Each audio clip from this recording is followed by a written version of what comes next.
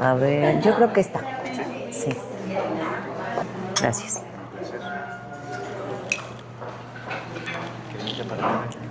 No, estoy bien así. Gracias.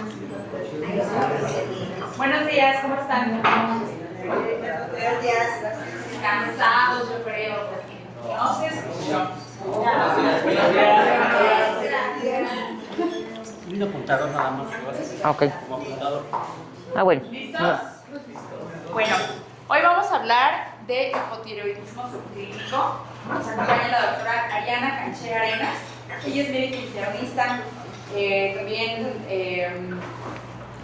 formación en nutrición clínica, trabaja en el Hospital Ángeles del Pedregal y bueno, pues es certificada por el Colegio de Medicina Interna de México y hoy nos va a hablar de este tema súper interesante que lo vemos frecuentemente y a veces también pues es importante todos estos datos de los que vamos a hablar porque a veces la detección es la que puede quedar volando y por ende el tratamiento para nuestros pacientes. Vamos a darle un aplauso a la doctora.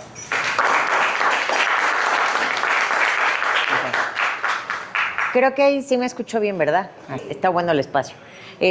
Bueno, yo soy internista, yo creo que ya los conocía a muchos de ustedes, vine hace creo que 1 o 2 años, algo por el estilo.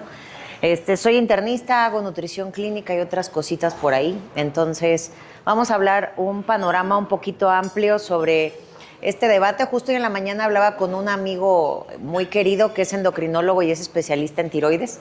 Y volvíamos a recapitular que nuevamente cada año los consensos deciden si se inicia tratamiento con T3, con T4, la combinación, qué concentración. Guías americanas, europeas y anglosajonas dan características y estudios diferentes, ¿no? Hay estudios todavía, hasta hace 2 años, en enero del 2024, hubo uno muy interesante de 141 pacientes aleatorio, donde se veía que pues, no había diferencia significativa aparente en este grupo de pacientes. Era un doble ciego, T4 con T3, y en la calidad de vida en 6 meses a los pacientes aparentemente no tenían ningún efecto clínico. Pero lo que hoy en día sabemos en la práctica diaria, que es la parte interesante, lejos de parte de la investigación, que es lo que vamos a revisar, es lo que el paciente te dice. Llega a la consulta, tiene TSH adecuada porque tú ya le iniciaste el tratamiento con 25, 50, 75 microgramos de levotiroxina, incluso algunos ya son primarios con dosis completa total, pero el paciente sigue sintiendo estos datos de hipotiroidismo, ¿no? Sigue habiendo mixedema, caída de cabello. Entonces ya luego le digo, si es mujer, hombre o quimera, le digo, ya no sabe si es el climaterio, si se le juntó la resistencia a la insulina, si son pacientes que tienen otros trastornos clínicos agregados. Entonces es lo que vamos a discutir. Entonces van a haber mucha información, con todo gusto les puedo pasar las slides al final, no tengo conflictos de interés, bueno, a menos que las chicas me digan que no, pero trae mucha información clínica buena para que tengamos de respaldo y pues obviamente sigamos con los cuestionamientos, que es parte interesante de la investigación. Entonces, lo primero que vamos a ver, bueno, sabemos que dentro de la disfunción tiroidea, sabemos que el hipotiroidismo es un descenso. Vamos a diagnosticar qué tipo de hipotiroidismo estamos teniendo en nuestros pacientes. La mayor cantidad de gente que vemos en la consulta son pacientes con hipo subclínico, aquellos pacientes con una TSH ligeramente elevada, T4 y T3 normales, que ahí viene la primera disyuntiva, si le damos tratamiento o no, si tomamos anticuerpos o no, si salen positivos o negativos, más todos estos estudios de gabinete como son ultrasonido o si nos vamos a un gamagrama. Entonces, sabemos dentro del diagnóstico que los síntomas pues son todos los que ya conocemos: mixedema, caída de cabello, aumento de peso, trastornos, reflujo, intestino perezoso, etcétera.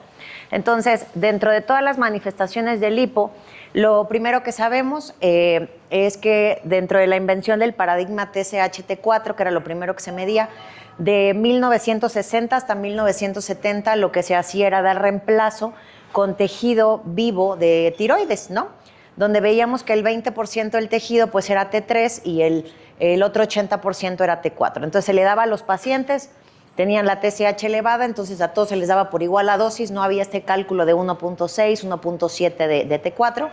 Y entonces lo que veían en la clínica es que había pacientes que, a pesar de que la TSH estaba muy suprimida, pues obviamente empezaban a ver los efectos secundarios, ¿no? Pacientes con descalcificación, datos como de hipertiroidismo, entonces a partir de esto se estandarizó que obviamente pues tenía que haber estudios pues para saber qué dosis darle a cada paciente y si esta dosificación de la primera terapia que teníamos era la adecuada. Entonces la idea de diagnosticar y llegar al tratamiento con TSH empezamos a ver que no era óptimo, aunque lo seguimos utilizando en la práctica clínica. Es decir, tenemos TSHs alrededor de 0.3 y hasta 2, que es lo que marcan casi todas las guías internacionales, pero hay pacientes que de pronto vemos en diferentes etapas de la vida. Por ejemplo, el embarazo, pues aumenta esto, un paciente en estado crítico, un paciente con anemia, un paciente con otros trastornos agregados no controlados o en estado de estrés, y de pronto no sabemos si la TSH en su momento sea el único marcador, y bueno, por eso los consensos siguen teniendo esta dificultad hasta hoy en día. Y entonces el paradigma es que TSH, T4 asume que la mayoría de los hipotiroidismos son primarios, es decir, solo aqueja la glándula. Y de pronto queda este marco clínico en el consultorio donde vemos pacientes que llegan con la T3 medio bajita y después la T4 medio alta, y en el siguiente perfil arreglamos la anemia y de pronto en la siguiente llegan adecuadamente. Entonces, ¿en qué punto saber si doy T4, si doy T3, si doy esta mezcla? ¿Cuál es el tipo de paciente, ¿no? Entonces seguimos aquí en la disyuntiva otra vez. Entonces, en las guías todavía hasta el 2012, tanto las americanas como las europeas, decían que haciendo énfasis sobre todo en el juicio clínico, es decir, qué es lo que veíamos nosotros en el consultorio para saber cuándo iniciar la terapia hasta este momento con levotiroxina. Y se concluye que el tratamiento debe de ser TSH y T4, que lo seguimos utilizando todo el tiempo, ¿no? Se concluye el uso de T4 libre y T4-3 libre. No se deben de usar en el diagnóstico ni en el tratamiento del paciente, aunque seguimos viendo variabilidad cada vez que vemos un estudio clínico en el consultorio, ¿no? Asimismo, pues decían, pues no hay por qué dar lo que dábamos de reemplazo de T3, solamente sea T4, ¿no? No tenemos por qué dar otro tipo de compuesto, puesto que se estima que el 97% de la producción de levotiroxina tiroidea, ¿no? Pues se va a desyodar en tejidos periféricos y tiene que hacer su función como Dios manda, ¿no? Y entonces de pronto empezamos a ver en otros estudios que hasta aquí no se sabía, ¿no? Que pues había también alteraciones de los receptores en algunos pacientes, que son casos muy aislados, donde vemos así que como hay resistencia a la insulina, puede haber resistencia de receptores periféricos, que es un poquito complicado el diagnóstico, pero que ya se puede evaluar, ¿no? Pero de la misma forma, ver si parte de esta T4 que nosotros estábamos administrando en nuestros pacientes, ya sea con primario, subclínico o terciario, de pronto, porque se tratan prácticamente igual según todas las guías, veíamos el clásico paciente con TSH, T4, T3, libres y totales normales, con pacientes que seguían sintomáticos, ¿no? Y entonces, en alguna moda, lo primero que hacíamos, de pronto hubo como el boom, no, pues toma T3 reversa, para ver si la elevación de la T3 reversa, bueno, si está elevada a pesar de una TSH normal o inframínimo el descenso, veíamos que resulta que esta desyodación de la T4 en los tejidos periféricos, pues hacía esta hormona en lugar de la T3, que es la forma activa, y esta T3 reversa es como si llegara al receptor, lo invadiera y no le impidiera actuar, ¿no? Casi sería igual a tomar el tiamazol. Entonces, de pronto veíamos pacientes con perfiles tiroideos normales y la T3 reversa alta, entonces decían, bueno, damos T3. Ahí fue donde empezó toda esta dinámica de saber si yo daba T3 de reemplazo o qué era lo que estaba pasando en este tipo de pacientes. Obvio, no es algo que hagamos en la clínica. ¿Alguien de ustedes aquí toma T3 reversa como estudio clínico en los pacientes? No. Ok. De todas maneras, yo sé que van a surgir muchas dudas, pero voy platicando en la marcha. Entonces, bueno, la invención del paradigma asume hechos que son poco probables, ¿no? La primera es que la TSH es perfecta. Sabemos que va a variar dependiendo del paciente, que puede haber resistencia a nivel hipofisiario. El nivel de TSH no va a reflejar casi siempre la actividad de T3 en los tejidos, puede que esté normal, pero resulta que al momento de que medimos la T3 normal o reversa, de pronto está alterado, ¿no? El eutiroidismo es un nivel normal de TSH, que es la mayoría de lo que pasa en los hipotiroidismos primarios. Los niveles de T4 libre definen el eutiroidismo, tampoco es cierto, ¿no? Vemos pacientes que tienen T4 normal en muchos de los perfiles y siguen teniendo hipotiroidismo. La meta del tratamiento solamente es normalizar la TSH Y luego de pronto ya no sé si tengo que tener 1, 1.4, 1.5, 2. Me quedo, según las guías, hasta 4.4 es normal y entonces no sé si le doy levo, no le doy levo, le doy T3. O sea, de pronto como que me quedo en un parámetro en el que no sé qué hacer porque unas guías dicen una cosa, otras dicen otra y de pronto llega el paciente con 4.5 de TSH, pero llega prácticamente asintomático. Entonces dices, bueno, le tomo anticuerpos, lo mando a hacer ejercicio, veo si es mujer no está anémica, veo si no le falta zinc, ¿no? Entonces, o si empiezo la terapia, como marcan las guías americanas, o qué es lo que tengo que hacer, ¿no? Ok. Entonces, un problema persistente en la población es esto, de redefinir qué es lo normal. Casi todos los consensos dicen de 0.3 a 2 es como debe de estar la TSH para que el paciente esté aparentemente eutiroideo, ¿no? No se procura saber si los incluidos pueden o no tener síntomas. A mí me pasa a muchos pacientes que llegan a la consulta y me dicen, y muchos son referidos por amigos endocrinos, ¿no? Y me dicen, es que pues el endocrino me dijo que así está bien, que estoy en rangos, que estoy controlado, que estoy loca, ¿no? Que mis síntomas seguramente son porque ya llegó la menopausia, que tengo que tomar vitaminas y otras cosas o hacer ejercicio, pero el paciente sigue teniendo esta cuestión en la que clínicamente se sigue sintiendo como al principio del diagnóstico, ¿no? Esto define que aproximadamente el 95% de la población son normal, pero no sabemos, ¿no? Entonces, la levotiroxina es el estándar terapéutico, sigue siendo la pregunta, ¿no?, de todos los consensos clínicos, ¿no? Entonces, la propuesta para un tratamiento más allá de lo que nos dijeron en 1970 es que la medición de TSH y T4 puede titularse y va a dar este pauta para diagnóstico del hipotiroidismo, pero sí hay fallas en la TSH. ¿En quiénes? En todos estos pacientes que vemos aquí, ¿no? El clásico paciente que a lo mejor viene con una resistencia a la insulina severa, le acabó de dar COVID, lo vimos con muchos pacientes, ¿no? Que tenía una TSH en 4.8 con hormonas circulantes normales, que lo veías un poquito apagadón y no sabías si empezarle a dar la terapia o no. Empezabas con 25 microgramos, 50 de levotiroxina.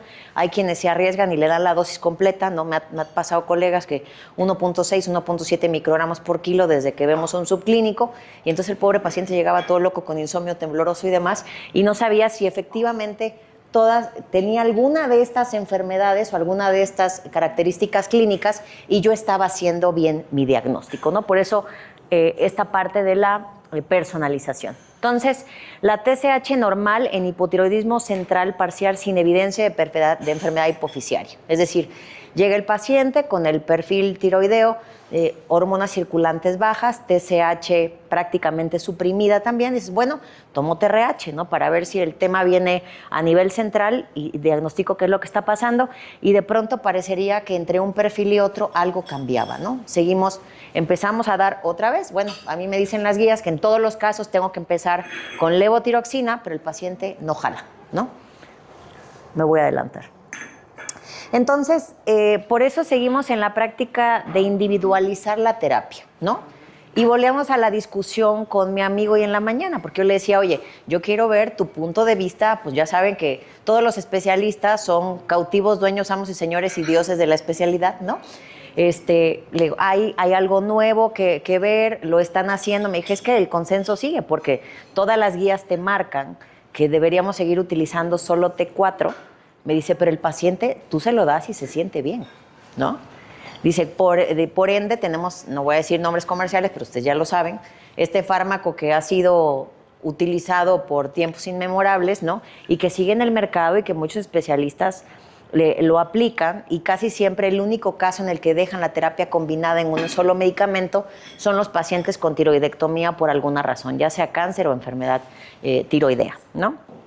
Pero ¿dónde está la individualización? Entonces, vamos a revisar si esos estudios, ¿no? El tratamiento individualizado del hipotiroidismo. Entonces, tengo que ver si tengo que medir TSH, T4, dónde queda la T3, mido T3 o no mido T3, y sobre todo si hay falta esta parte de que el paciente te diga que efectivamente en su sintomatología está eutiroideo, ¿no? Peterson, este estudio fue bastante grande, fueron 12,000 pacientes, utilizaron un cuestionario en línea para ver cómo se sentía cada paciente tratado y bueno, la satisfacción más alta que vemos aquí es que prácticamente el 95% de los pacientes, a pesar de estar bien controlados en la bioquímica que vemos, seguía sintiendo algún dato de hipo permanente a nivel clínico, ¿no? Este es otro estudio, aborda la idea de un tratamiento individualizado, realizando la pregunta si la levo es el tratamiento adecuado o no. Se realizó este metaanálisis donde se revisó diferentes estudios para ver si pacientes con la TSH normalizada, pero con una disminución reducida T4 y T3, podía tener una mejoría con la individualización a dejar dosis chiquitas de T3. Aquí empezaron a dar, decía, bueno, damos 5 microgramos, damos como una relación de 20:1 en el tratamiento, es decir, a lo mejor un paciente, no sé, voy a hablar hipotéticamente, un paciente que ustedes tengan con 100 microgramos de levotiroxina, ellos decían, bueno, les dejo 95 microgramos de levo y dejo 5 microgramos de triodo, ¿no? O de levotironina. Y empezaron a ver que el paciente tenía cambios significativos, ¿no? Esta otra revisión vemos que retoma lo no resuelto en este grupo de pacientes. Ese estudio fue en el 21, todavía antes del estudio que les marco, que fue en el 2024, y veían que seguía, es un estudio de calidad de vida, veían que los pacientes en muy alta prevalencia seguían mostrando que había datos de hipo a pesar de solo tener el tratamiento con levotiroxina, ¿no? Entonces, las explicaciones a la persistencia de los síntomas incluyen, ¿no? O sea, ¿qué es lo que está pasando realmente en la clínica, ¿no? Expectativas no realistas de los pacientes, ¿no? No es que, pues usted está bien tratada, su TSH está en 2, los niveles están en T4, la dosis está estable, tiene así más de un año. Si usted tiene sueño, se le cae el pelo, la ceja y está con el reflujo a todo lo que da, pues tiene que ver al gastro, le dejo el Riopan, se toma unas vitaminas para el pelo y váyase a su casa, ¿no? O sea, porque así, por ejemplo, yo apoyo una fundación de mujeres con cáncer de tiroides y el 90% dice lo mismo, ¿no? Es que yo sigo sintiendo, entonces el endocrino, pues es que son las hormonas, ¿no? Después, como ya no hay estrógenos, entonces pues eso es lo que te está ocurriendo, entonces ya no sabemos si es el huevo o la gallina, ¿no?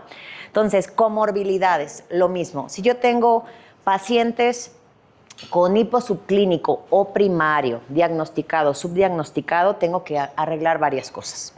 La primera es, yo tengo un paciente que llega con anemia, es el primer factor. La carencia de hierro va a hacer que la hormona no tenga buena disponibilidad, entonces eso me baja o me aumenta la sintomatología.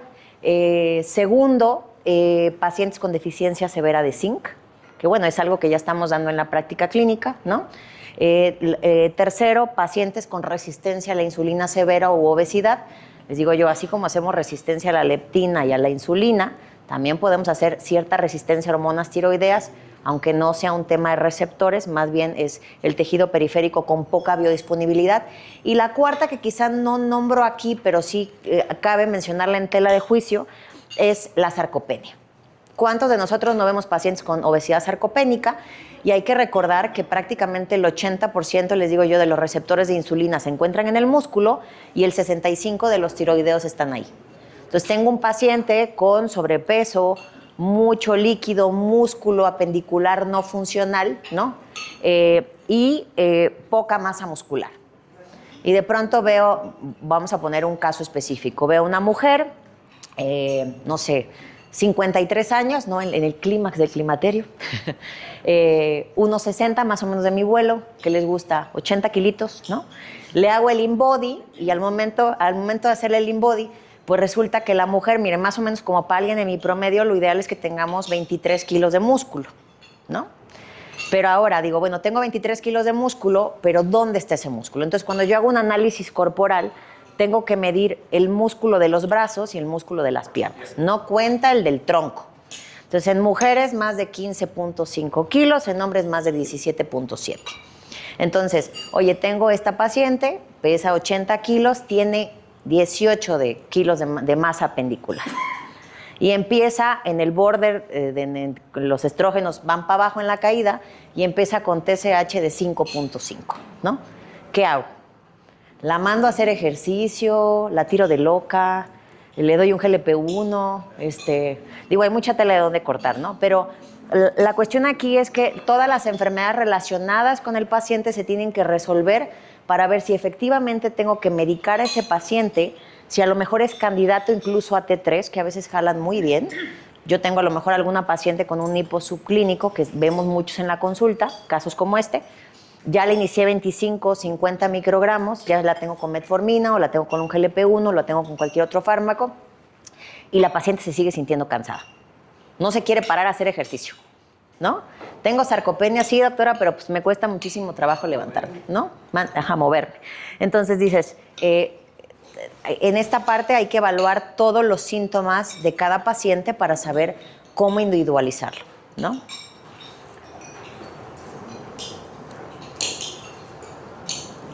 Este es el que el que les dije que salió en el 2024, que es este estudio chiquitito, donde dijeron, pues aquí no vemos utilidad, ¿no? 141 pacientes, no vemos que haya ningún efecto en general, pero no hicieron, todos los pacientes eran tiroidectomizados. Entonces dijeron, pues no hay manera por qué darte 3, ¿no? Digo, tenemos que poner toda la evidencia clínica. En por ejemplo, fueron 75 pacientes, igual fue un seguimiento a 2 semanas, y a pesar de todos los estudios bioquímicos que vieron aquí, también metieron la parte de los receptores de desyodasas periféricas, vieron que había una P significativa con prácticamente el 40% de los pacientes que decían que mejoraba la función cuando agregaban T3 al tratamiento. Ok. No me voy a detener mucho aquí. Ok. Este es otro estudio grande, igual donde vemos ya la mezcla de estas dos moléculas y evaluar la combinación si hacer el efecto de reemplazo con T4 y T3 de liberación prolongada. Ustedes saben que las dos moléculas actúan completamente diferente, ¿no? La levotiroxina se puede dar una vez al día, la T3, dependiendo de la concentración, se puede dar 1 o 2 veces al día. La vida media de la T3 normal a niveles fisiológicos es de 6 a 8 horas, ¿no?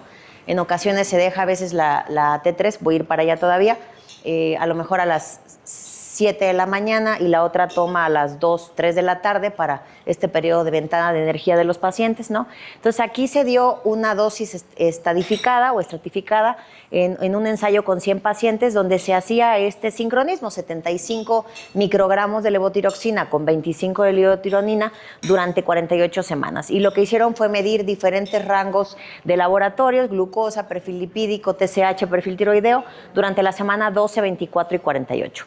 Y lo que vio es que los pacientes que tenían esta combinación de 3/4 partes la molécula total, vieron que había fluctuaciones, sin fluctuaciones de T3 a largo plazo, es decir, que no hubiera supresión de la T3 en el perfil bioquímico, tenían mejora en el estilo de vida.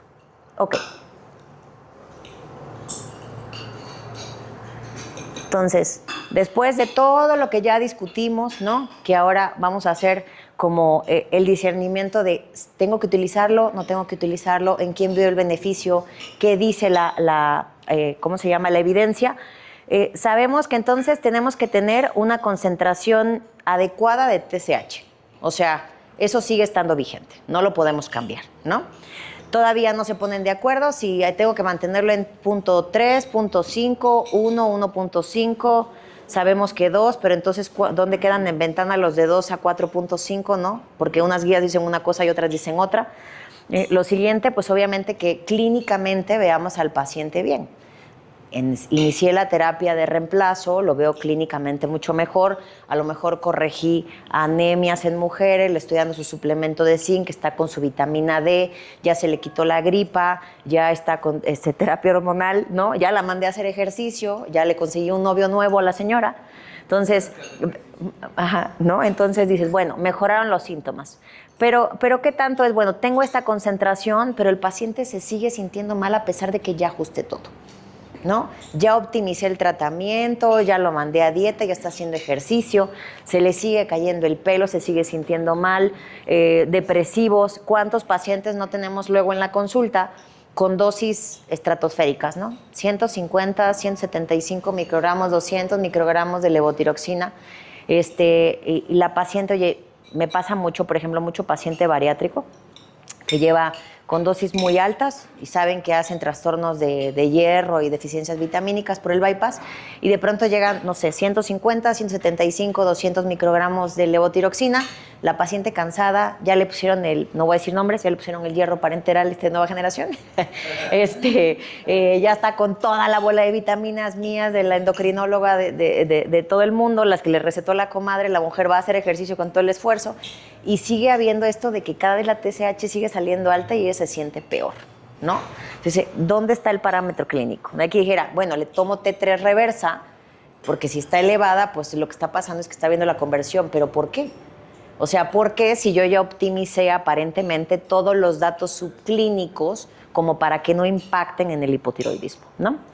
Entonces, aquí la necesidad es cubrir, uno, no voy a quitar de base que tenemos que seguir utilizando la levo como tratamiento de base en general, es decir, aquí la discusión es en qué pacientes doy T3 y qué dosis y cuándo decido hacerlo, ¿ok?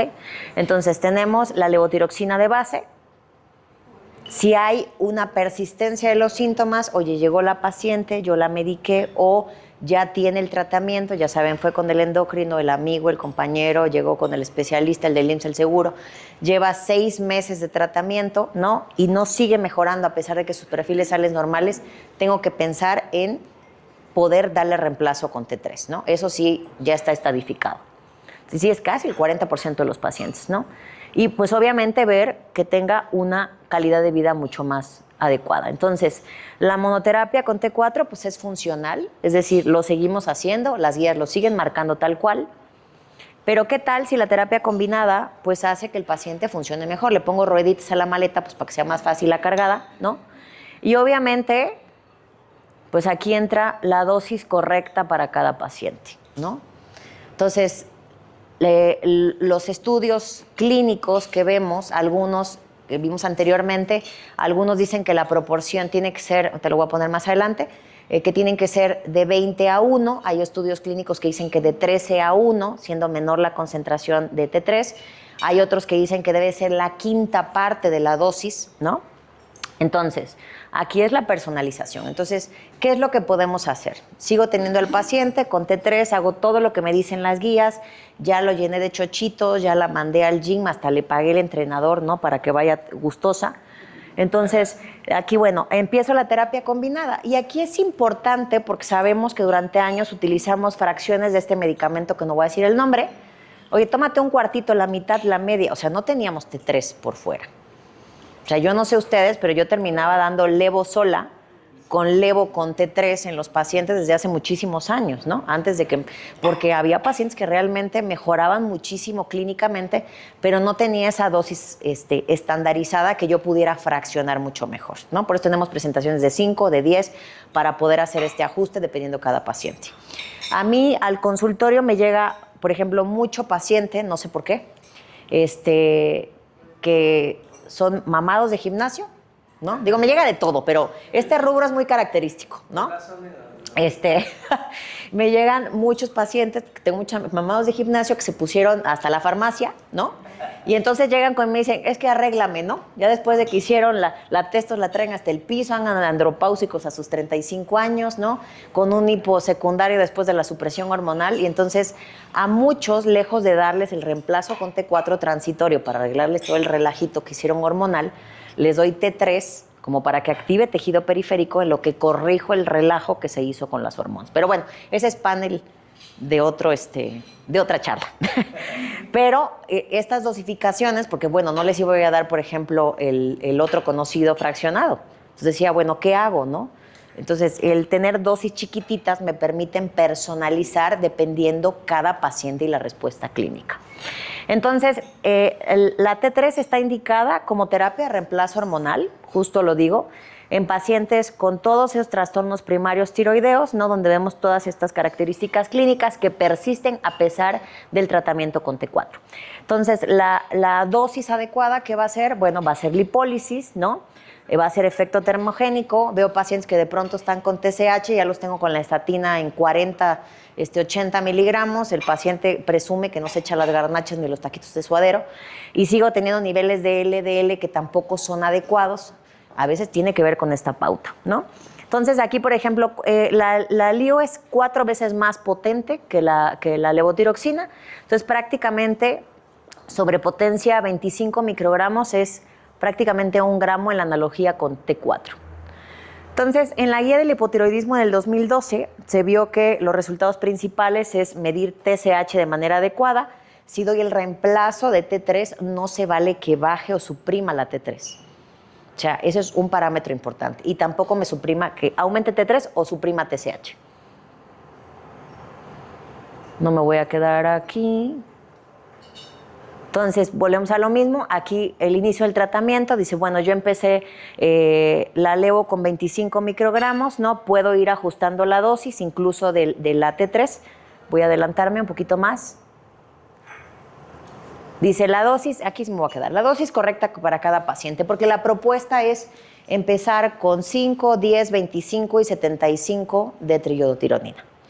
Pero yo creo que la individualización requiere una práctica mucho más buena dentro de nuestra práctica clínica. Entonces, lo recomendado en población geriátrica empezar con 5.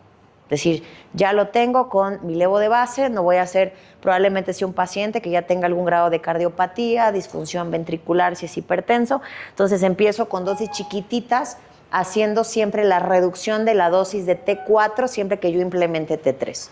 No se vale dejar los 100 y aparte le agrego la T3. Tengo que hacer una fracción.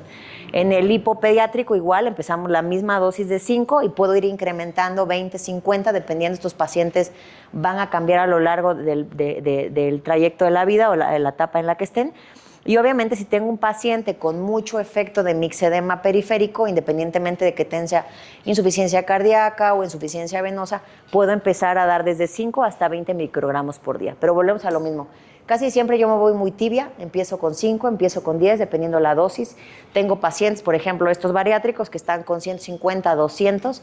A veces la verdad es que sí me avienta a darle 50, 75 microgramos de T3 con la reducción de la levo, ¿no? O sea, les dejo 75 de T3 y 100 microgramos, tengo 3 pacientes así, de T4, ¿no? Entonces, en el análisis, fuera de lo que ya sabemos, ¿no? Entonces, la T3 debe considerarse como un tratamiento siempre selectivo y complementario, salvo honrosas cosas como estos mamados de gimnasio, en quienes quizá dejo la T3 de forma transitoria porque lo ideal es dejar el reemplazo y dejarlo ahí. O sea, no va a ser como la gripa de se lo dejo un mes y se lo quito. Es decir, si al paciente le está funcionando porque yo quité los factores agravantes, ¿no? Quiere decir que este reemplazo de la T3, y a mí, bueno, no sé ustedes, pero a mí se me hacía algo muy funcional. Le decía a mi amigo, a ver, si a los pacientes que les quitan la tiroides, un gran porcentaje es una T3 que ya viene peladita ahí en la boca, ¿por qué no se les sustituye igual? La mayoría de los pacientes post-tiroidectomía tienen los síntomas porque solo se les da T4, ¿no? Entonces, y la mayoría de las pacientes siguen sintiendo este efecto de hipo a pesar del buen reemplazo, ¿no? La calidad de vida les merma mucho. Entonces, la T4 sigue siendo la primera elección, no vamos a quitar esta parte, pero el dejar T3 sí tiene que ser personalizado y obviamente evaluado para cada paciente. Entonces, no usar T3 de rutina, amén que sea un caso que ustedes sientan que debe haber una consideración. A mí sí me pasa que tengo pacientes que a lo mejor llegan al consultorio, ejemplo, ¿no? Oye, peso 90 kilos, traigo la menopausia encima, el marido me quiere dejar, el novio también, traigo las piernas hinchadas, me siento súper mal, necesito bajar de peso, viene la graduación del hijo, ¿no? La mujer viene anémica por los miomas, más el hipo es controlado, entonces en eso, la verdad es que yo sí en esos casos soy empática un poquito, bueno, pero salimos de la práctica y sí les dejo T3 de inicio porque digo, bueno, la mujer va a jalar increíble, va a bajar de peso, se va a sentir mejor, con mejor ánimo y después reevalúo nuevamente el tratamiento, ¿no? Pero tiene que ser personalizado. Y lo que les decía, hay pacientes en las que quizá les tenga que dar una doble terapia al día, precisamente por este periodo de ventana de el efecto farmacológico de T3. Entonces, la estrategia razonable es mantener estas relaciones de 5:1 o de 20:1, es decir, empiezo con 5 o puedo dejar hasta una quinta parte, reduciendo simultáneamente la dosis de T3. Entonces, aquí, por ejemplo, no tengo un paciente, que serían los dos extremos, tengo un paciente con 100 microgramos de levo de base, entonces dejo 95 y 5 microgramos. O dejo 25 de levo de liotironina y 75 de levo, ¿no? Un 20%. El objetivo es no conseguir que la TSH se suprima y que la T3 no esté elevada, siempre dejando al paciente eutiroideo en mi dosis, ¿no? Y si no existe una mejoría clara, pues obviamente supervisar a cada uno de los pacientes, ¿no? ¿Cuándo no la utilizaría? Salud, ¿no? No la utilizaría simplemente para bajar TSH, TSH por enfermedad aguda, ¿no? Sabemos que si corregimos toda esta parte, obviamente va a mejorar el panel del perfil tiroideo, o cuando tenemos hipotiroidismo central de manera habitual, tampoco está recomendado en el embarazo, ¿no? Y segundo, tendría especial cautela, como les dije, en pacientes que tienen arritmia, para irme despacito con las dosificaciones, vigilar signos vitales, la presión arterial, su función ventricular, la frecuencia cardíaca en el consultorio, para no someterle a una prueba de esfuerzo extra, ¿no? Y bueno, la frase que resumiría, no se utiliza para normalizar una T3 baja. Si yo estoy viendo, ejemplo, me llega una amiga del CrossFit, tiene 52 años, delgada, debe medir como unos 55, pesa 55 kilos, pues hace 2 horas de ejercicio todos los días, ¿no? Y llega con un perfil con una TSH en 5.2, T4 normal y T3 libre ligeramente baja. Entonces ya saben, ¿no? Se metió a ChatGPT, el Google, ya me estaba buscando, ya me voy a tomar esto y ya me estoy muriendo, ¿no? Ya saben, ¿no? Y entonces cuando empezamos a platicar, o sea, en consultorio y todo lo demás, pues la mujer es vegana, ¿no? Entonces, pues hacía 2 horas de ejercicio, no come proteína, no se está suplementando, está empezando su climaterio. Entonces dices, bueno, o sea, no se trata de decir, bueno, yo lo hubiera dejado y pues ya de una vez que enflaque y se sienta bien, ¿no? Pero tengo que ajustar los otros parámetros para ver qué ocurre y hacer una reevaluación nuevamente, ¿no? Ver todos los factores extra de cada paciente, ¿no? Y bueno, conecta con todo lo que hemos revisado. La TSH sigue siendo la herramienta hasta que los consensos nos digan lo contrario. Tenemos que seguir, es paradójico porque pasa como en la glucosilada, ¿no? El control en paciente diabético en la glucosilada luego es de 6,5 a 7, pero pues es el diagnóstico en un paciente sano. Entonces más bien nos estamos quedando tibios con los rangos de laboratorio al que tenemos que llegar al paciente, o es lo adecuado, ¿no? Decir, bueno, para empezar a tratar el hipo me espero hasta después del 4.5, pero pues para control lo necesito en 2. Es un poco paradójico, ¿no? Ok. ¿Preguntas? Ahora sí.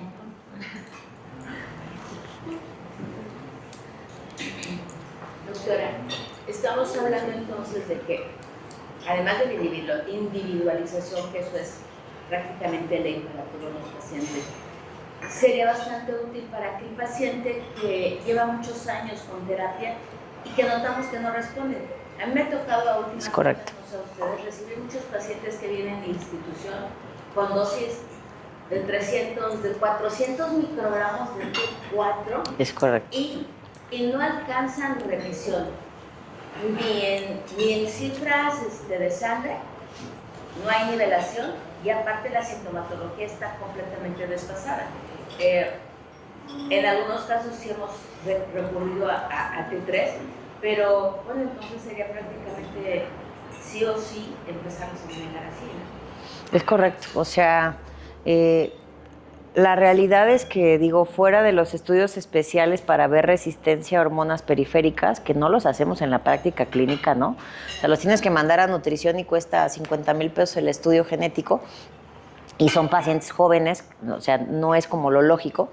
Es decir, el 40-50% de los pacientes llegan a la consulta sintiéndose, a pesar del buen reemplazo con T4, se siguen sintiendo mal. O sea, es decir, las guías y la investigación dicen una cosa, pero si nos vamos a las revisiones en la calidad de vida, hay algo que se nos está quedando en un huequito porque el paciente se sigue sintiendo con la sintomatología del hipotiroidismo.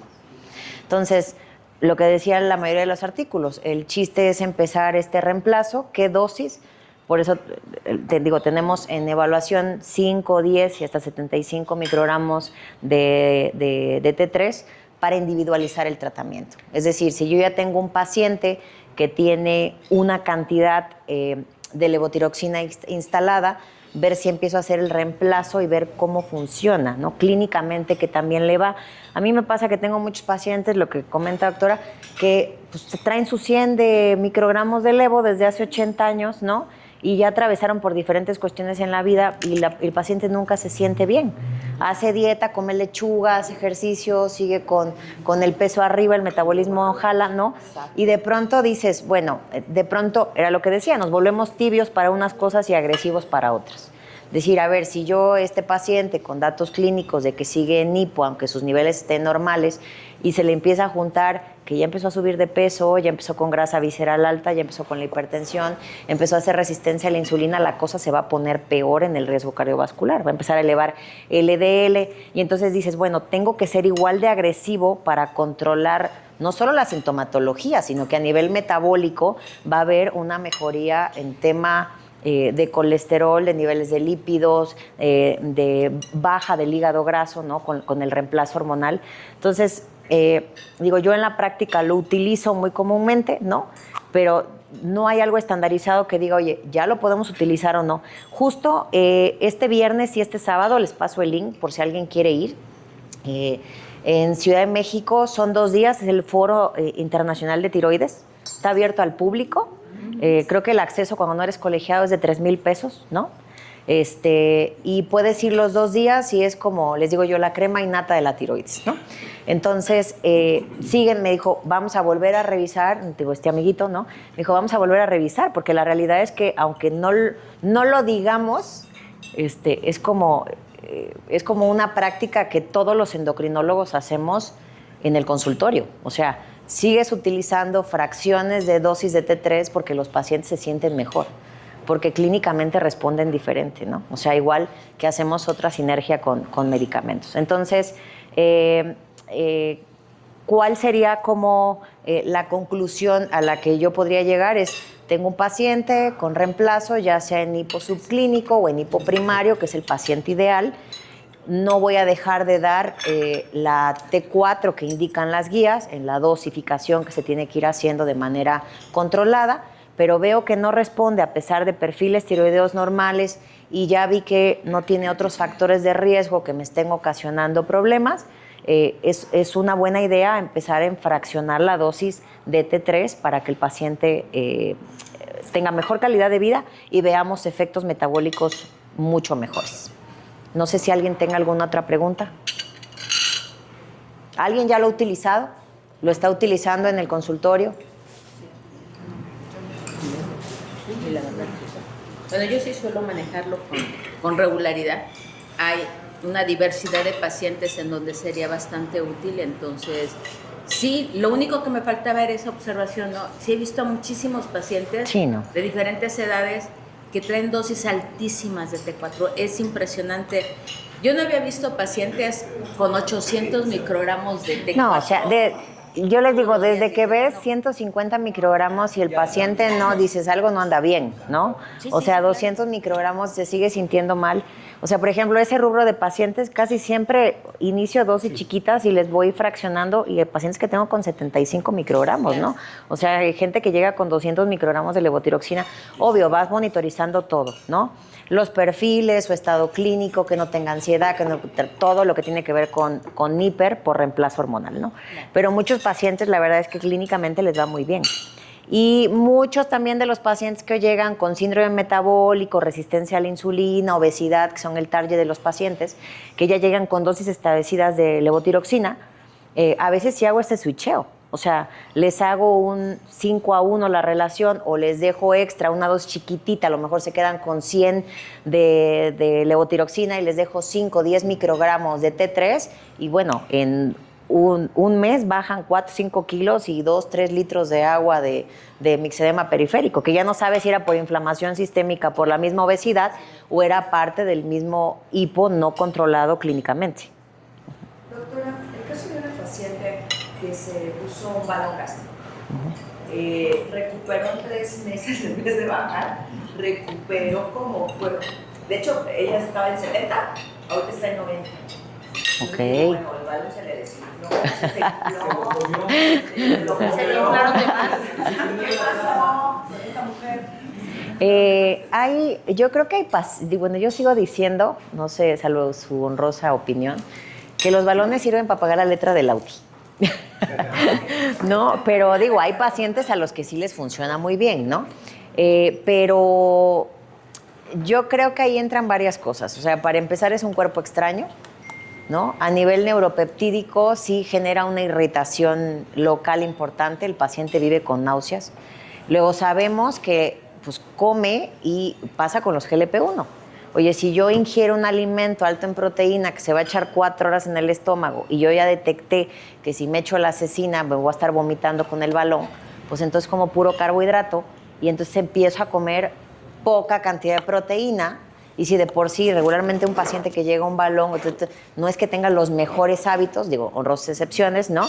Entonces el paciente no come, pero es como el GLP-1. Lo que come son carbohidratos porque se bajan más rápidamente. Entonces, tengo un paciente con obesidad, malos hábitos, un cuerpo extraño, con acidez terrible.